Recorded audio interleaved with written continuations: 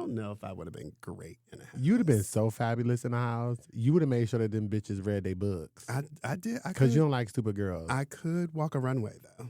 They used to call me Naomi back then. Yes, Naomi. You pranced like that. I used to. I bet you did. I used to. And 6-inch heels. No, I don't know if I ever did it. Some wedges. You wear some wedges. I never did any heels. I just climb up on my tippy toes. Oh, okay. I'm so bad. You ready to start? I'm ready. Let's go, baby. All right, hold on.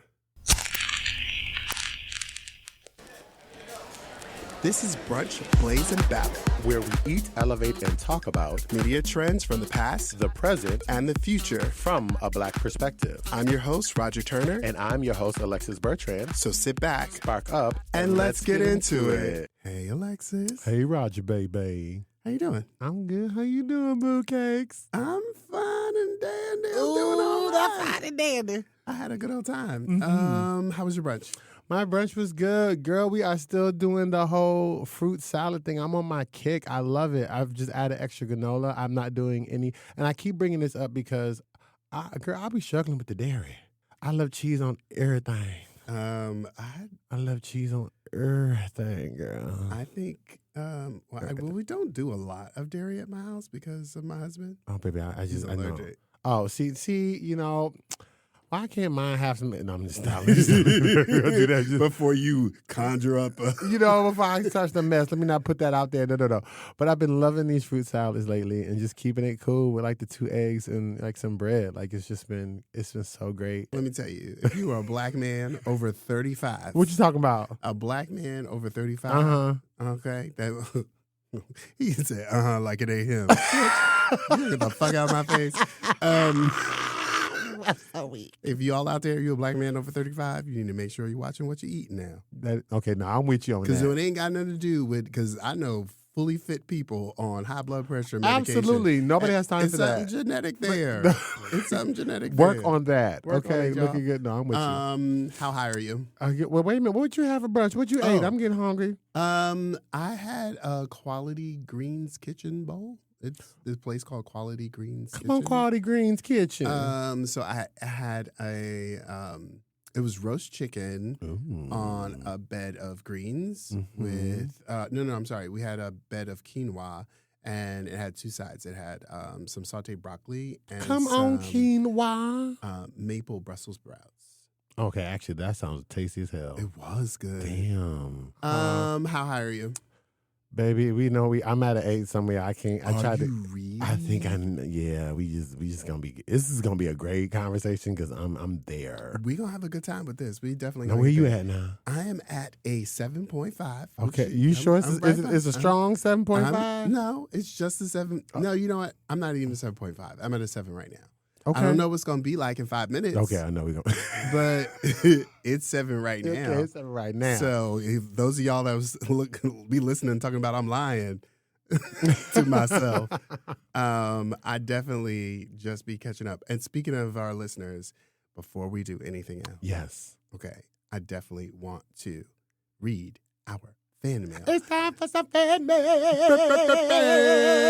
Okay, Yes. so listen, those of you that have been writing in, I want to make sure that we got some of our messages out and wanted to listen. So we got a message from Colin in Garden City, New York, who said, Colin. I'm adoring you guys. Shady queens, making me laugh. He said, my Puerto Rican father would make the family get down to the toothbrushes and newspaper on the glass, scrubbing down the cabinet. Child, Every nook and not the cranny was to toothbrush. be clean. The music was the saving grace. And back when I was a kid, I was like, I don't want this music, Dad. But now those songs are the same songs I clean my house to. Right? Isn't that so true? He said, Tower of Power, Earth, Wind, and Fire, Come on. Donna Summer. Come on. This little gay boy was lucky. Run DMC, Digital Underground, Bobby Brown. So much.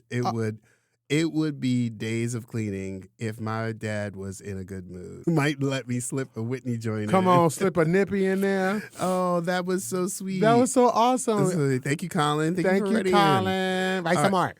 All right, so we have 2 short anonymous ones from Charlotte, North Carolina. Hey, Charlotte, North Carolina. And our writer says, from our cooking show, said, I would like to suggest the worst cooks in America. Regular and Celebrity Edition. What? I've never watched it. Have you watched it? No. Okay, so remember right now. Worst Cooks in America, regular and Celebrity Edition. Oh, there's some bad celebrity cooks. I'm watching that. It sounds amazing. It sounds funny as hell already. Okay. And so their cleaning playlist is gospel. They say, I'm old. Not I'm old. Specifically, God's Property album. Now, that ain't old. You talk about, nah. Well, yes, it is. No, don't you do that. God's Property. The Kirk Franklin, God's Property If you album. with me, oh yeah, we have a church, ain't going nowhere. You want me to tell you when that came out? When that come out? So you really want me to tell you what year it was released? Yeah, what you mean? It was released on May 27th, 1997. Child cheese. Child cheese. That damn thing almost 30 years old. Roger, get the hell off my get out. I'm leaving the studio. I'm packing my shit. He said that ain't old. Yes, it is. It's almost 30 years old. Oh my God, my pearls. That is an old album. Are you kidding me? Oh. I have one more. One more writer from Jersey. Hey, Jersey. I'm not mad at it, but I'm curious about why two men choose to ride so hard for women. I love the pot, though. Ooh, now you hit me with a good question. That's a great question. Good question. And I'm not pausing because I don't have an answer. I'm just excited that this is a real one. I'm excited that one, someone's noticed it, and yes. then two, you want to go first? I think my initial take. I'll start with my initial take to that answer is like, we should. Yeah. Everything I owe in my life. Mm-hmm.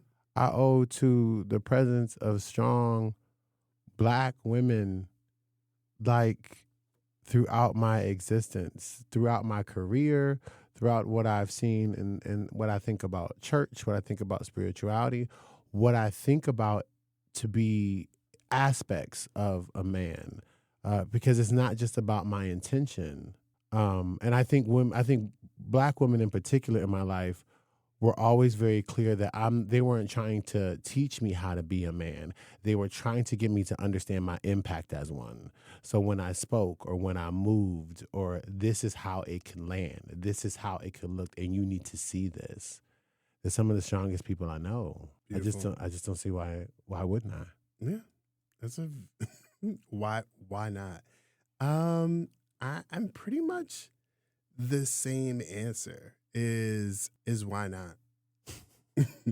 Is why not? I feel like there's so much out there in the world that focuses on everyone but them, even though they are contributing as much, if not more, to American culture than any other group in the United States. Like, they're the highest educated group in the United States, statistically, hands down. That's not a thing that I'm making up. They are, at the same time, also the least funded group of people in America. There's the Malcolm X quote, the most disrespected person in America is the Black woman. The most unprotected person in America is the Black woman. The most neglected person in America is the Black woman. So so if you even believe in that alone, like, we have it's like a charge within us. And I say us, I'm talking specifically about you and I. Mm-hmm. To counter that narrative. So even though the question was really around like Black women artists, the other thing I'll say is because they're dope as shit. The things that they put out, the content from music. The question was asking why we two men ride so hard for women, just women. Just women in general. Just women in general. Okay. I mean, we do. I think we specifically reach for Black women. Mm-hmm. I think it. But we do women of color a lot. Women of color a lot. But and trans women, to be clear. We're both men that come from education backgrounds. Yep. We've dealt with teaching and education, and there's plenty. All of the studies are all around that when you address the person that has the most need in the room, everyone else is taken care of. Everybody wins. And I feel like groups, I want to start with Black, trans, queer, on the spectrum, person, and like address what kind of media they're intaking, what they are seeing as work, how is it hitting them, and I want to start there, and the rest of us can be covered. Yeah, the rest of us will be fine. Because we always have. Because we will be. We will be. I If absolutely that believe person can be happy with it, then for sure the rest of us will be. Yeah. So, and thank you for loving the podcast. We And really thank appreciate you all it. for writing in. Yes. So you want to tell the people what we're talking about today? Oh, yes. Okay. So please, y'all, we'll keep doing this. We'll keep sharing fan mail. So don't forget to send us a text. Yes. Don't forget to send us a text. And if you guys want to find something to watch, make sure you listen to that recording. I'm going to have that commercial at the end of this episode. Ooh. And keep the suggestions going. I can't wait to check out this one show. All right. So here's what we're talking about today. So, oh my God. I'm really excited about this conversation because Roger and I love good content. And we love specifically good Black content. Now, if it's Black queer content, we're here for that too. But we really, really love good content. And we were just talking before we started today about how when you watch so many things across so many genres, we watch TV and film and music and Broadway, like we really get all into it. You can't help but see the patterns that kind of form as we are following these artists, right? We're looking at their work, we're looking at their influence, we're looking at their impact, we're seeing the reviews, and we're seeing all the commentary. And I think a lot of you or bunches will agree with me, right? We're watching all of this, particularly when it comes to our favorite artists. We're not just watching the films or the TV shows they do. We're watching their interviews. We're watching when they show up in different spaces. We're reading and looking at the reviews and the commentary of other people. And when you put all that together, it starts to tell you a story. And I'll say this, given a real world example. And I'll ask you this question. What do you think, Roger, that the movie G20 that came with Viola Davis, so G20, Sinners, Captain America, Brave New World, and Garcelle on Real Housewives of Beverly Hills, what do you think they all have in common? What do I think they all have? Given what I was just talking about, that invisible comment, that invisible picture we've seen with the commentary. They've all been undercut in their publicity. Boom. Their critiques have been, diminished. Yep. Yeah. Their success has been has been diminished. The reviews are just a little bit more heavy-handed, a little bit more scathing. And the biggest gleaming thing, I would even, because I was looking at I'll even throw in Joy Reid show, The Read Out, being canceled with that shakeup. The biggest thing that all of this content featuring all these incredible Black artists have in common is that they receive negative press or mediocre press and scathing reviews, and things happen to them where their white counterparts never, ever receive that type of scrutiny. They got their accomplishments littled. You know how, like, when you were like coming up and you go back and you go with family, or you go to the church and you go to that one church mother that don't like you, and she's like, how your little job? Yes, that's it. How your little podcast doing? Girl, why is it always that energy? Why you gotta have a little on it? And then like, oh, you finally do something. It's like, oh, you got that? Well, it kind of took long enough. But so-and-so, when they did it, only took them half the time. How's your little marriage going? Like that. Ooh, it gives that energy. That energy. So, and what pisses us off is that we rock for these artists like you do as well, because we really want them to win. We really want them to feel a success. We want them to have a seat at the table. So, but interesting enough, we're not here to talk about the seat at the table. We're going to talk about the table. Okay. Because the table really is the problem. Right. In this case. So for the sake of this conversation. So this conversation is titled, Who Makes the Table? Come on, who makes the table? Okay. That's where we at. Who makes the table? I like that. Okay. All right. So I think in order to start our conversation, I think it's time for us to...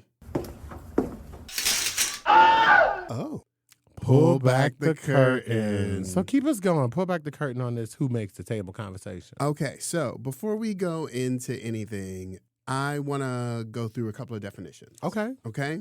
So first I want to talk about is Joris Lekshne. Okay. Joris is a content... Joris, he is a content creator. Her too. And pretty much a studier of colonization. Oh, okay. And promotes decolonization. He does a lot of work around understanding what colonizer culture is. Colonizer culture is. And okay. so he has this concept called the 3 colonizer assumptions. Okay. And so what he wants people to understand, when you have these 3 assumptions, you're operating as a colonizer. 1, what is invisible to the colonizer doesn't exist. I'm going to say it again. What is invisible to the colonizer doesn't exist. Okay, I got that. That's 1. Okay. Okay? 2, what is incomprehensible for the colonizer is deficient. So what is incomprehensible? Like they just cannot fathom this at all. Whatever they can't understand is deficient. It's deficient. Okay. Yeah, you didn't do what you need to do because I don't understand it. Got you. Mm-hmm. Why couldn't you just? I don't know if that joke's go that to funny. college? I don't get it. Got it. Mm-hmm. How is it not funny? Mm-hmm. Mm-hmm. What seems different to the colonizer, or weird, or something that is other than, is inferior or wrong. Yeah, not that. Damn. Yep. Okay. So think about it. So if you're operating in those 3 things where you got find, that colonizer culture. Yeah, that's the colonizer culture. And so damn mess. My last one is confirmation bias. Ooh. Hit the people with it. Confirmation bias is a tendency to search for, interpret, favor, and recall information in a way that confirms and supports one's prior beliefs or values. Yeah. Wow. Okay. We about to get there. I know we ain't talking about the manosphere, but y'all look into that. That's literally. Ooh. Okay. We're done. Okay. So confirmation bias and colonizer culture. The 3 colonizer assumptions. And the 3 colonizer assumptions along with confirmation bias. So I want you to think of how those exist around the way people think, how they take in content, how they critique content. And when you think about those things, this is what we're talking about today. Right. Okay? Yeah. And I think that's all. I think we can go ahead and get into it. Yeah, so we're going to flow through this conversation in a few segments. And the first one is like, how did we get here?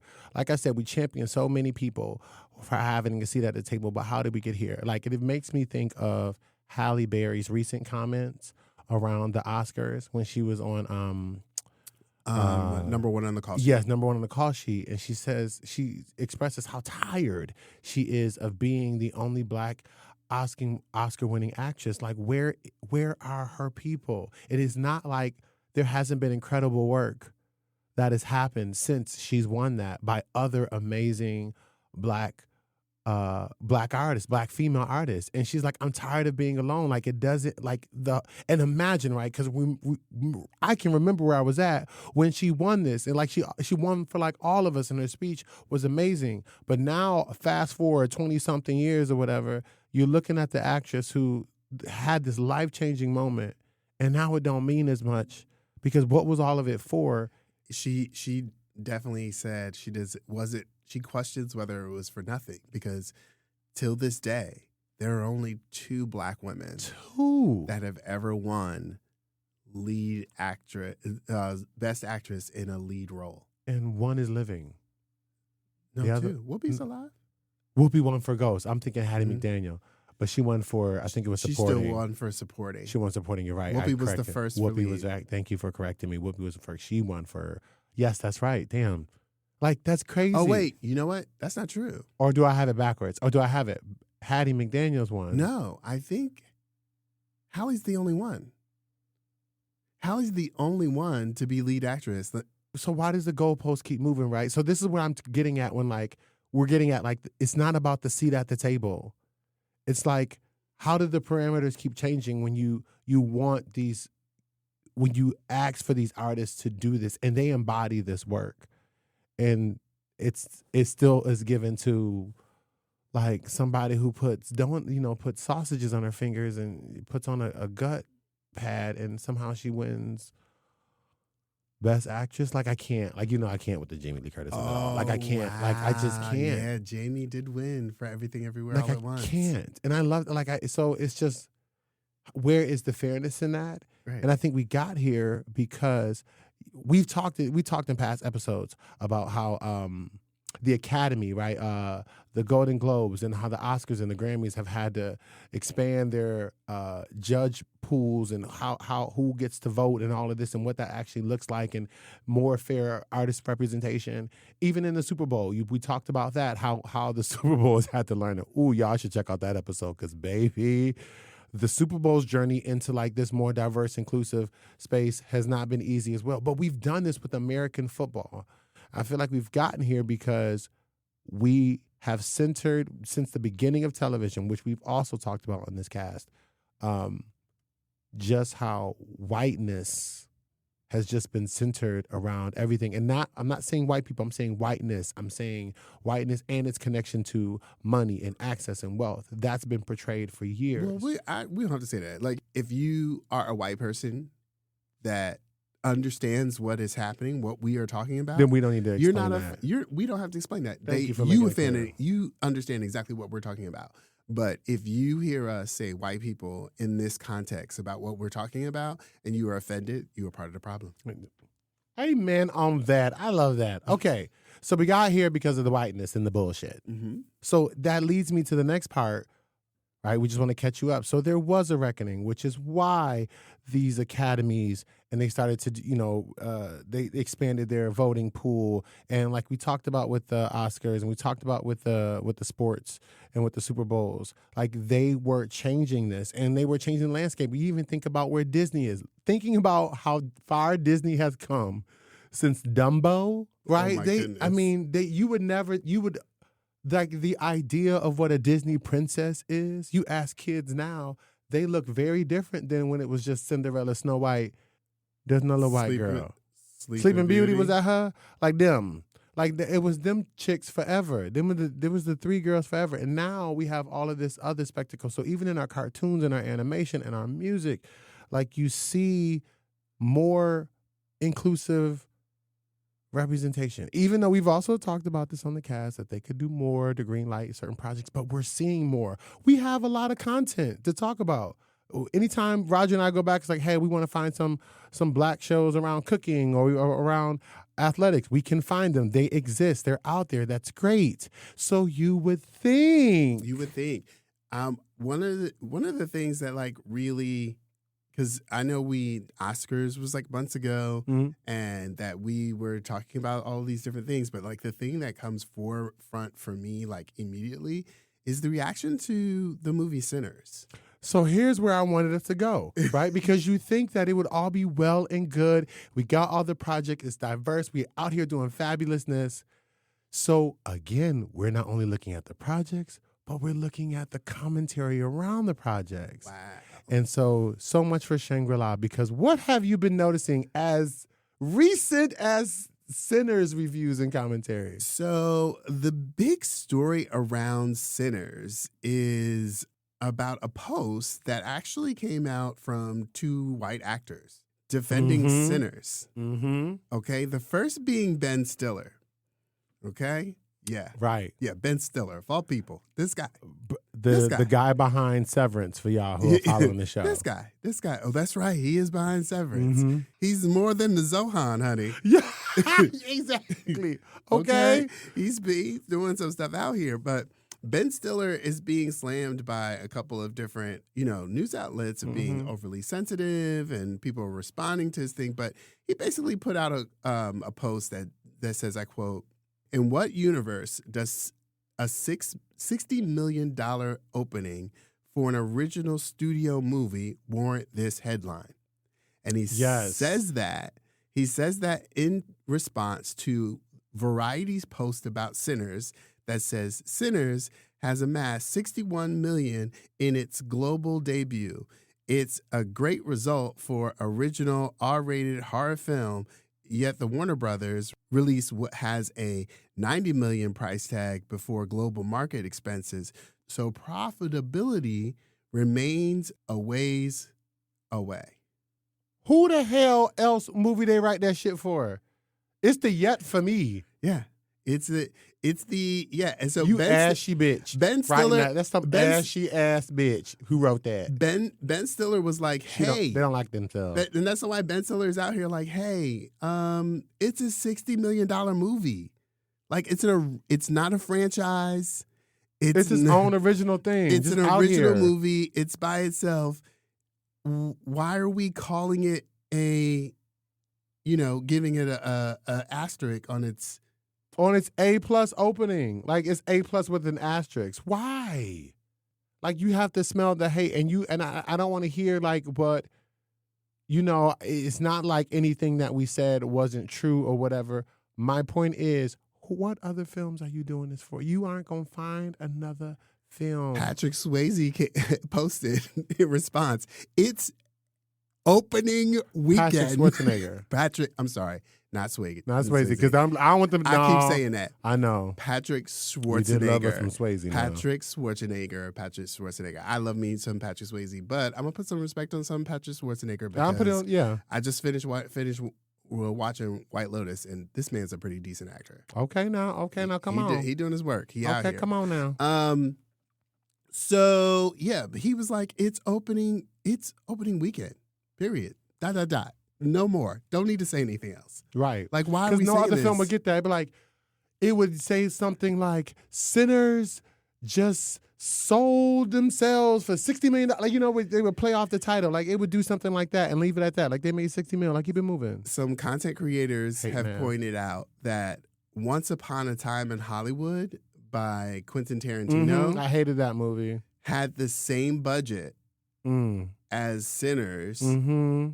And the movie made, $7 million less its opening weekend than Sinners, and was called an outright success. How about, you hear that? Outright success. No. Not just generally called that. It was called an outright success by Variety. The same outlet that just created this ashy ass heifer here. I want a name. You see the y'all see that, right? You see the shade? The bull. You see the it? Bull. 2 outlets. Not 2 outlets. It might be 2 different writers, but it's the same magazine. Out the same house. Stop playing in my face. It's coming out the same magazine, and the magazine is responsible for what they're calling an outright success. It's Variety. Don't they have a standard for that? Don't they have? And there we are again. This table. What's the Where's your standard? So $57 million. You said 7 less? I'm sorry, 50. So 54. So 54 million. You under 55 million. So under 55 million opening weekend is an outright success. Outright success, but 61 million opening weekend. It's like, well, we are ways away. I mean, it's still a ways away before we can call it a success. Why? Are you kidding me? You kidding me? This why? This is present, and just so you know, we're not just capitalizing off of that alone, because, right? So this reminds me, because the nerd is about to come out of me, is the same argument that we got with Captain America and Brave New World. Okay. Like literally from the minute it was in production all the way through to it hit the box office, there was this like, it's going to flop. It makes no sense that Anthony Mackie, black man, should be playing this character. They should have gave it to Sebastian Stan, white guy, who clearly was not vying for the role at all. It led into like, oh, they had this budget of it. It comes out. It actually makes more money than the very first Captain America movie, if we're comparing it. And that's the other thing. So as soon as we saw this movie, it'll never be Endgame. I hate that, because why are you comparing a single outing to literally a culmination film? Like, it's not even the same movie. It's not even on the same scale. Are you kidding me? But they want to throw that out there. It's not Endgame. Just bring back Steve Rogers. Just bring back Chris Evans. It's just a mess. It's just a mess. It literally makes way more money than the first Captain America movie. Even when because I'm a math teacher, so y'all can go crunch the numbers. Even when you look at the budget that the first Captain America movie had versus how much it make, and even though this one, the one with Anthony Mackie, had Brave New World had a higher budget, it still made more money percentage-wise, period. So for all intents and purposes, it's a global success. But And that's not the headline it got. that is not the headline. That is not the critique for. And you're like, Captain why America Brave New again? World. There's a conversation around two big actresses that Mhm. have made it big in Hollywood around the same period. Mhm. Okay? Both these actresses had breakout roles in 2013. Okay. Okay? Yeah, both have Oscars, I believe. I believe both have Oscars. Okay. Okay? Now, I don't know who you're talking about, y'all. okay. I'm trying to figure it out. So these no, you can't figure it out yet. I'm not gonna. okay. It's fine. It's fine. One is black and one is white. Okay. Okay. So 2013. so Lupita Nyong'o and Margot Robbie. So Oh. yeah, if you think about where they are in their career, they both had breakout roles in 2013.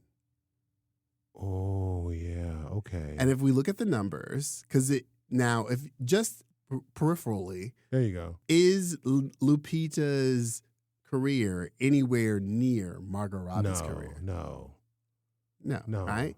Right? No, it's not. You know, Margot Robbie has amassed production power In Hollywood. in Hollywood. That's different production power than Tubi. I ain't trying to be funny. Okay? She's but amassed girl, Hollywood that's film different. production power. Mm-hmm. You have to do a lot of work and you have to make a lot of money in order to be able to do that. So, Margot, how many movies they did since 2013? 13. Margot Robbie, 25. Go ahead. Margot been working her ass off. Get that check, boo. How many movies has Lupita done since 2013? I have, probably. 13. Damn, I wasn't wrong. That sucks. Like, really? Yeah. 13. And let's before we even get into the weeds, people. Mm-hmm. Well, Margot Robbie's a bigger box office draw. Stop it. Why? See, that table shit. Why is she a bigger box office She's a draw? bigger box office Why? draw. But what makes her big?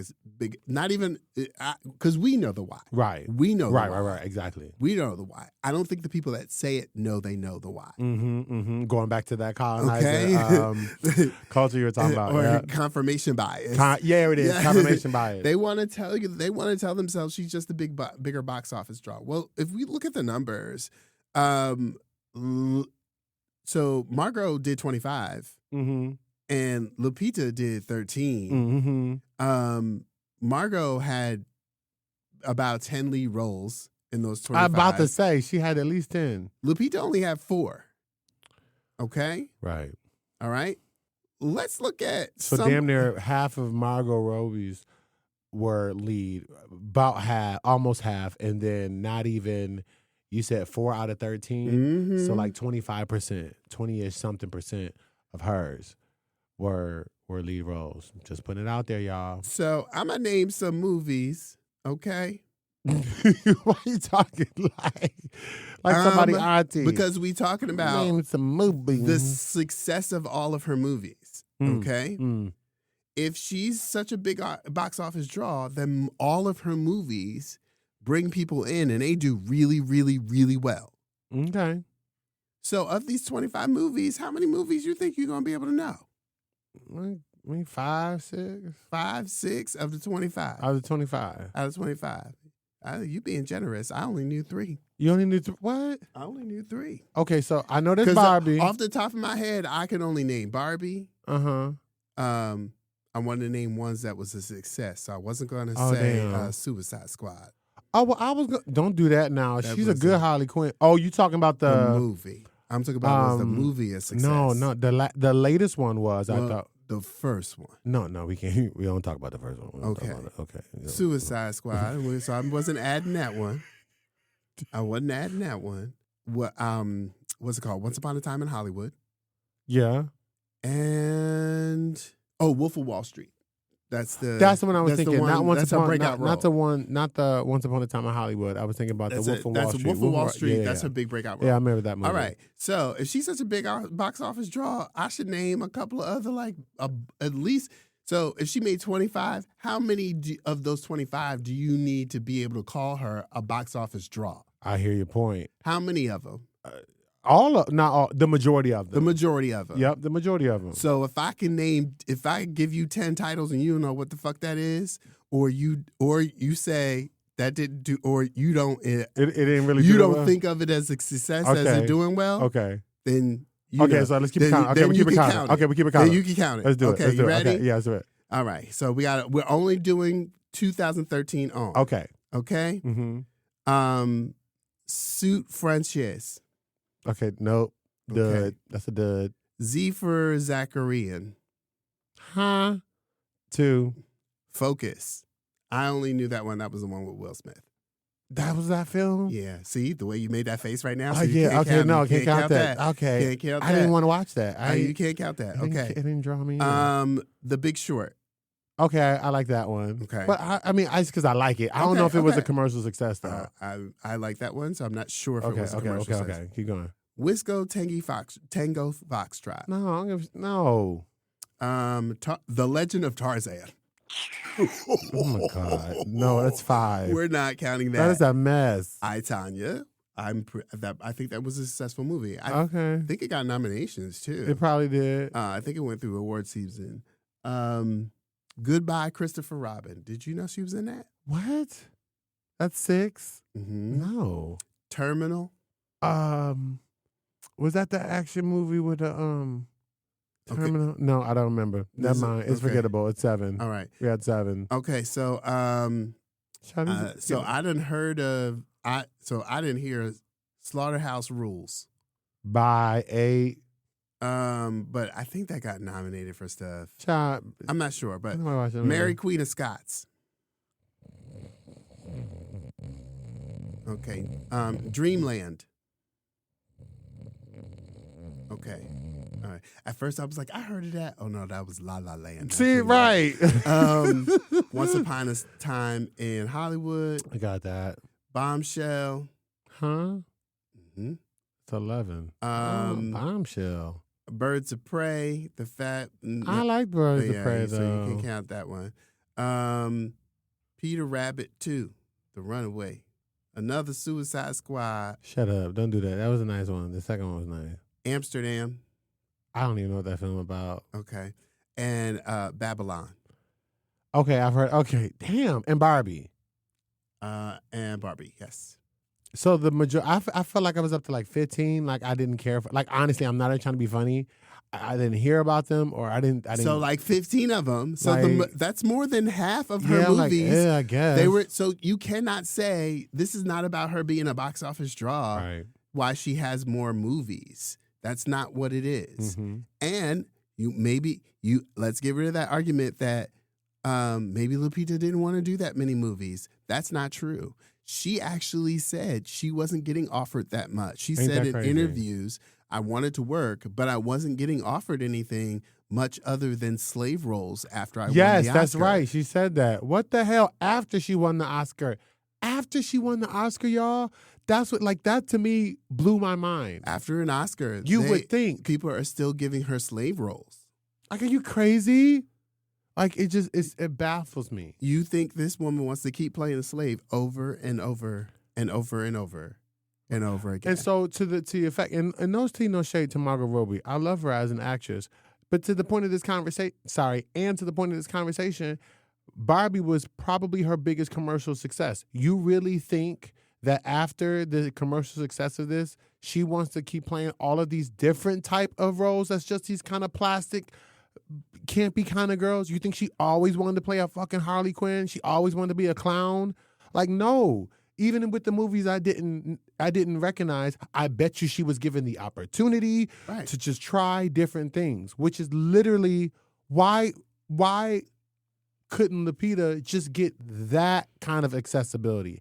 After winning the top award, the goalpost keeps moving. Like the table, y'all, is the problem. It's the type of choices and type of offers that Black artists have to get in order to compete. Well, you can't make a film if there's no script. Hello? Can I just say, how many more, I don't want to piss nobody off, but how many more slave movies do you think we need to see? Okay, I'm not trying to be funny. And it also reminds me of like how many more?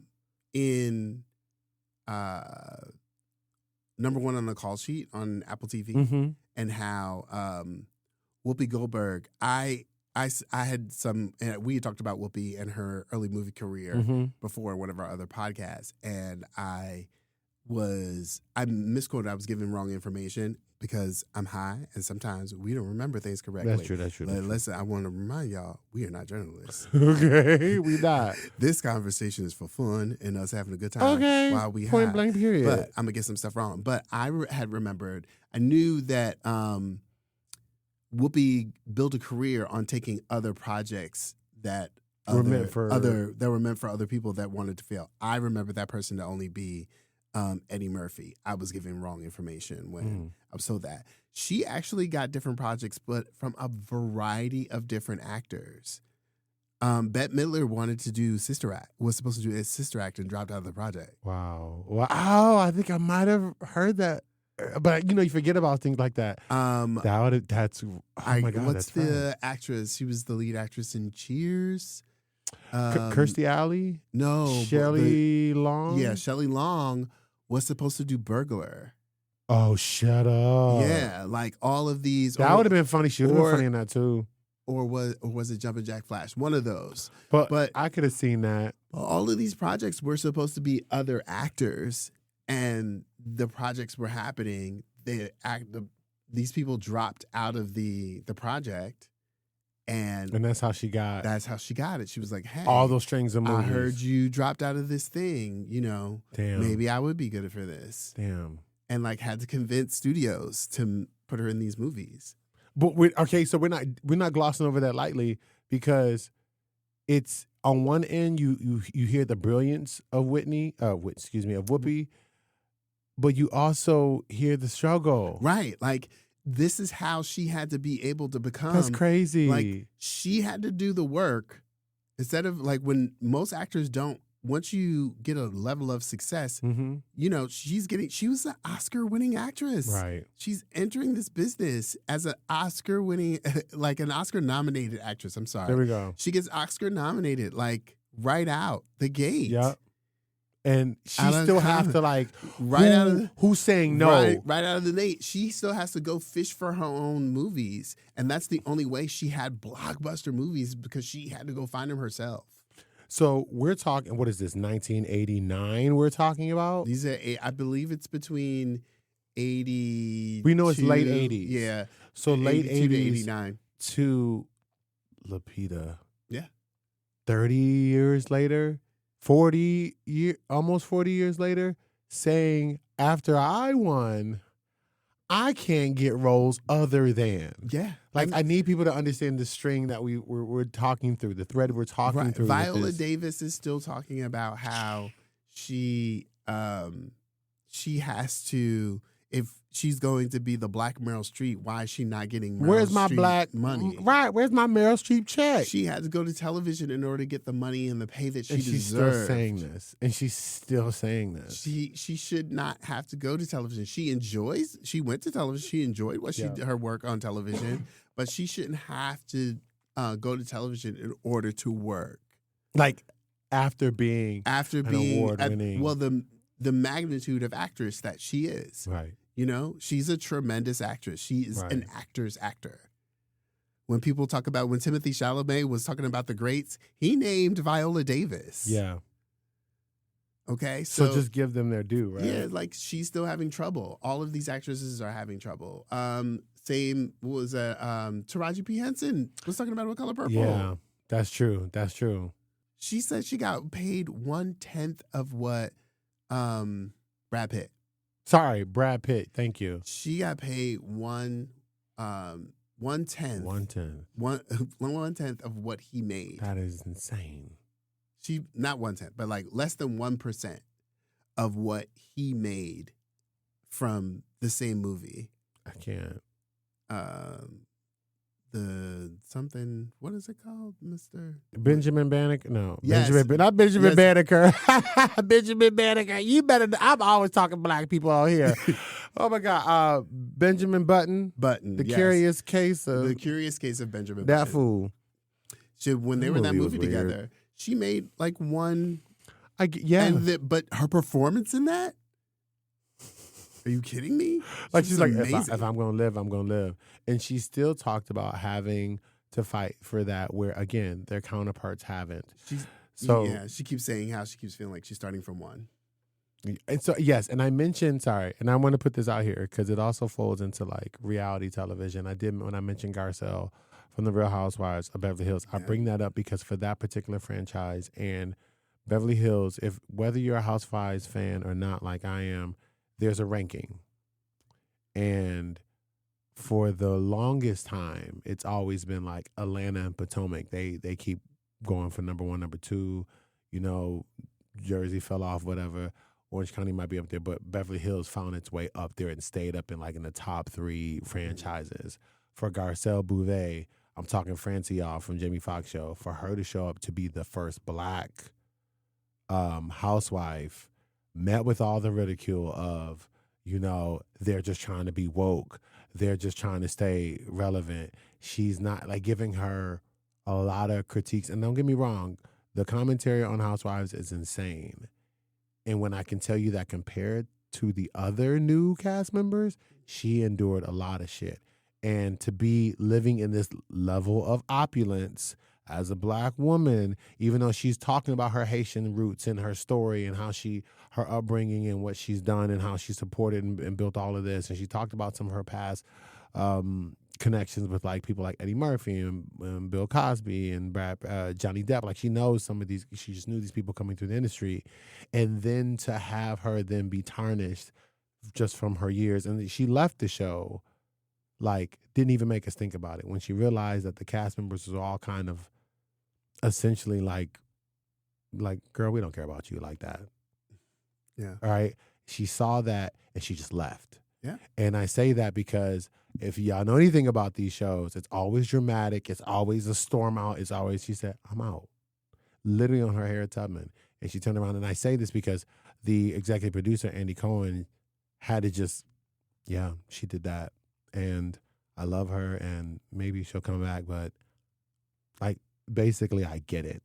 And it's why? You look at her entirety on this show, on this platform. Now, don't get me wrong. She's booked and busy. She's making her own shows.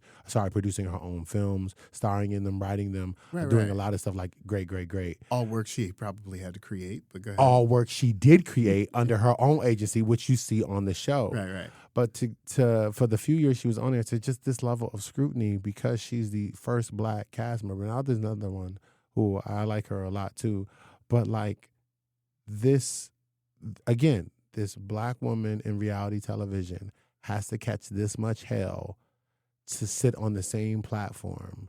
And for the others, they catch hell for what they do and what they do wrong. Mm-hmm. She caught hell just for existing. Yeah. And I'm again, this is reality television. So it's thinking about that table versus earning a seat at the table. So I guess, I wanted to just...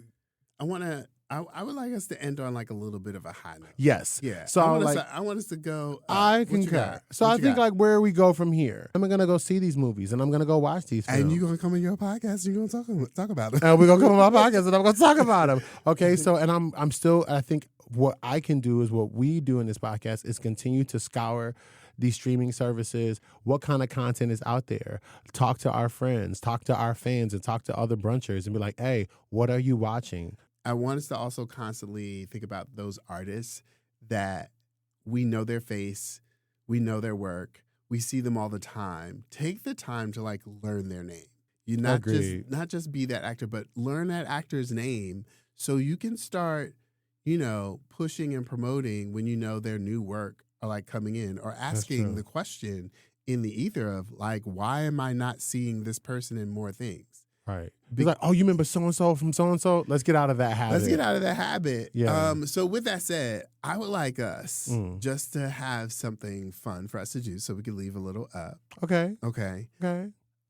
Let's think of actors, performers, art that are people of color that are doing a damn thing, but they're not getting kind of the shine you think they should be. You don't think they're right now they're not getting the shine that they should? I'm gonna go. Go for it. You got. Oh, you got. I'm gonna say Coleman Domingo. Like, Coleman Domingo is a tremendous actor. Oh yeah. Coleman Domingo talks about how he almost left the business because he wasn't getting offered like great roles anymore. He was literally starring on Broadway and then like going to wait tables like right after. Yes. So it was like he almost, but he's just broke Denzel Washington's record for being the only actor to be Oscar nominated 2 times consecutively. He's the wow. Denzel Washington was the only actor that held the record of being nominated for a feature film 2 consecutive years in a row. Black actor. It's only Denzel and Coleman Domingo. Oh my God. And how many projects do we know about Coleman Domingo coming out? Right. Like Justice Smith. Yeah. Why am I not seeing Justice Smith in more things? In fact, one of his best amazing roles you cannot find on television right now. You cannot find Generations that was on Max. Generation. It's not anywhere because of them dumping their work. You can't find it anywhere. It used to be on Tubi, then it disappeared. When it got canceled, we can't find the project anywhere. Oh, you know who you made me think of? You made me think of, switching gears to music, Ari Lennox. Ari Lennox. Why is Ari Lennox not getting getting bigger? The shine? She should be much bigger than she is. Why is she not getting the I think promoting her flavor is getting? great. It's just, where is she at? What's happening? Like, she should be bigger. Ari comes up for me. Michelle Buteau. Like, she's getting... It's just now starting, like, but man, I feel like we're late. Michelle Buteau has been out here for years. For a minute. And like she just had a couple of like big successes and one movie, a series. Like, why is it taking so long for her to get these projects? And I'm hoping that like she's going to continue to get these projects. Yeah. I'm also wondering why aren't, I was thinking about this. It might be an interesting pick. I'm thinking about like, why isn't Bob the Drag Queen bigger than they are? Like, I absolutely think they have all the makings. Why hasn't a Drag Race winner like hosted SNL? Like, I'm not even trying to be funny. Why is Bob the Drag Queen not selling out comedic stadiums like Kevin Hart? Like, why? Bob is hilarious as hell. Bob is hilarious. Like, I'm trying to make it make sense. So, like, yeah, like, you got me thinking about some stuff here. You got me. Yeah, I want us to think about those people, and then like maybe post about them, like post about their work, or put something on Twitter, put something on your social medias, or mention it to your friends. Look at Instagram, because media buzz about a person can come from the public with social media. That's true. We could be the ones that create a lip sync challenge to one of our actors' favorite roles. Oh, that'd be fun. You can do that. You can do those things. Yeah. Yeah. So those are my picks. I love that, and I love the on a high note. So y'all send us a text about who we should be checking out, who we should be following. TV, film, music. It's all good. Let us know. Let us know. So, I think that is all we have. I think that's a good one. I think that was a good one. I'm feeling good. I feel like we went somewhere. Yeah. I feel like we addressed some things. Yes, we did. What do you want to tell the people? I want to tell the people why you out in the world, be good or be good at it. And I want you to know that you are enough, just as you are. Mm-hmm. Thank you for listening. Thank you. We're adding a new segment to the show that involves you. That's right, you right there, with a mouthful of food that is about to take another bite. Slow down and chew. It's better for your digestion. I'm just playing. I can't see you eating. But I am serious about including you in our new segment. Our new segment entitled, Help, I Can't Find Anything to Watch. Alexis and I are TV addicts and culture critics. We watch it all, the good, the bad, and the ugly. We watch it all so you don't have to. So if you're looking for some viewing suggestions without having to sift through all the trash, we're here to help. First, go to the show notes and click the link that says send us a text. That link will allow you to send a text directly from your phone to us. Next, write us a text. Start with the segment name. Help, I can't find anything to watch. Well, maybe don't type the screen, use an emoji or something. I don't know. Whatever. Next, you're going to write your name, your pronouns, a brief description of you and your TV taste, and finally, the last 3 things that you enjoyed watching. Once you send us all that, we will probably read your message and give you your viewing suggestion on the show. That's right. You'll hear your name. We'll talk back to you right here on the show. But that's all the news that I have for you today. But don't forget to like, share, and subscribe to the podcast. Thanks for listening.